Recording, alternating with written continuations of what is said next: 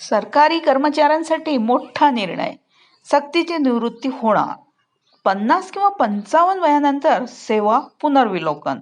तर काय निर्णय आहे तो आता आपण पाहूया. सरकारी कर्मचाऱ्यांच्या सेवानिवृत्ती किंवा पुनर्विलोकन बद्दल काय निर्णय आहे परफॉर्मन्स रिव्ह्यू बद्दल. तर 50 किंवा 55 वय किंवा 30 वर्ष सेवा पूर्ण झाल्यावर पुनर्विलोकन होणार असं धोरण आहे.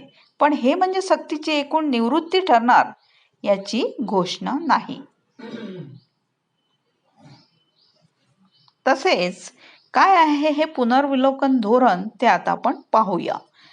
पिरियडिक रिव्ह्यू रूल्स अंतर्गत सरकारी कर्मचाऱ्यांची सेवा 50 वर्षानंतर किंवा महिला किंवा पुरुष आधारावर 55 वर्षांनंतर किंवा जेव्हा त्यांनी 30 वर्ष अर्थकारी सेवा पूर्ण केली असेल तेव्हा त्यांच्या सेवा अभिलेखाचे पुनर्विलोकन करणे अपेक्षित आहे.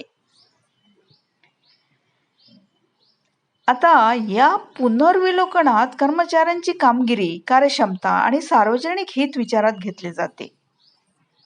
न्यायालयीन आचारसंहितेनुसार जर कायद्यात फक्त 50 किंवा 55 वय ठरवले असेल त्याहून कमी वयात रोगकरण योग्य नाही असे सांगितले आहे. तर हे धोरण सक्तीची म्हणजेच कंपल्सरी पूर्णपणे समूह निवृत्ती नाही, तर हे एक सेवा पुनर्विलोकन मूल्यांकन आहे. याच्या आधारे अकार्यक्षम किंवा सार्वजनिक हिताला धोकादायक कर्मचाऱ्यांना पुनर्निवृत्तीचा प्रस्ताव दिला जाऊ शकतो. पण उत्तम काम करणाऱ्या कर्मचाऱ्यांना अधिकारी पदावर पुढे राहण्याची संधी देण्यात येते. म्हणून 50 किंवा 55 वर्षाची वयाची सक्तीची निवृत्ती नाही, फक्त परफॉर्मन्स पुनर्विलोकनाची वेळ ठरवण्यात आली आहे. केंद्र सरकारने स्पष्ट केले आहे की सेवानिवृत्ती वयात कोणताही बदल करण्याचा प्रस्ताव सध्या विचारात नाही.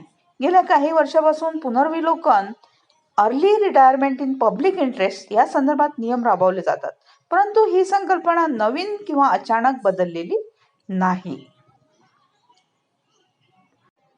50 किंवा 55 वय किंवा 30 वर्ष सेवा पूर्ण झाल्यानंतर रेग्युलर परफॉर्मन्स रिव्ह्यू मीन्स पुनर्विलोकन हे सरकारकडून नियमावली अंतर्गत आहे. पण हे स्वतःचं वय किंवा सेवा पूर्ण झाल्यावर तात्काळ सेवानिवृत्ती म्हणजे नाही. कर्मचाऱ्याची कामगिरी पाहून सार्वजनिक हितात असल्यास काही निर्णय घेतले जातात. थँक्यू.